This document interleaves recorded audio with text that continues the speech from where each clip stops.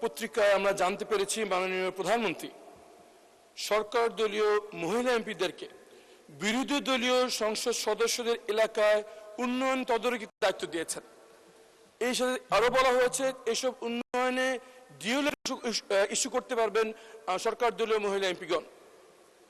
এই তথ্য থেকে আমাদের মধ্যে এই বিভ্রান্ত সৃষ্টি হচ্ছে যে এই কাজ কি তাদেরকে এই জন্য দেওয়া হচ্ছে যাতে আমরা যারা বিরোধী দলীয় এমপি আছি আমাদের এলাকায় উন্নয়ন কর্মকাণ্ডে আমাদের কোনো হাত থাকবে না, এটা নিশ্চিত করার জন্য কি এই নির্দেশ দেওয়া হচ্ছে কিনা দয়া করে মাননীয় প্রধানমন্ত্রী আমাদের সামনে পরিষ্কার করবেন। মাননীয় প্রধানমন্ত্রী। মাননীয় স্পিকার, ধন্যবাদ। মাননীয় সংসদ সদস্য, আপনি যে প্রশ্নটি করেছেন তার জন্য আপনাকে আন্তরিকভাবে ধন্যবাদ।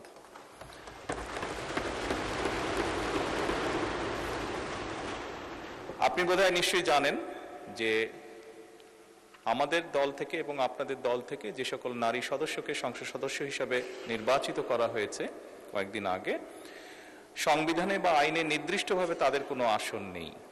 আপনার বা আমার যেরকম নির্দিষ্ট আসন আছে সেভাবে নির্দিষ্ট কোনো আসন নেই। খুব স্বাভাবিকভাবেই আমরা আমাদের রাজনৈতিক বা সাংগঠনিক যে কাঠামো তার ভিত্তিতে আমরা তাদেরকে দলীয় অবস্থান থেকে আমরা কিছু জায়গা তাদের জন্য নির্দিষ্ট করেছি তারা কোথায় কাজ করবেন। আপনার নির্বাচনী এলাকায় একজন জনপ্রতিনিধি হিসাবে আপনার সম্পূর্ণ হক আছে যে আপনি আপনার এলাকার নির্বাচন উন্নয়নের ব্যাপারে কিভাবে ভূমিকা রাখতে চান।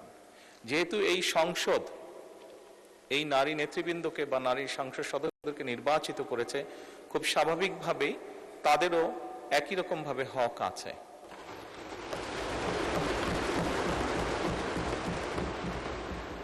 একই রকম ভাবে হক আছে তার এলাকার বা তার এলাকার মানুষের জন্য।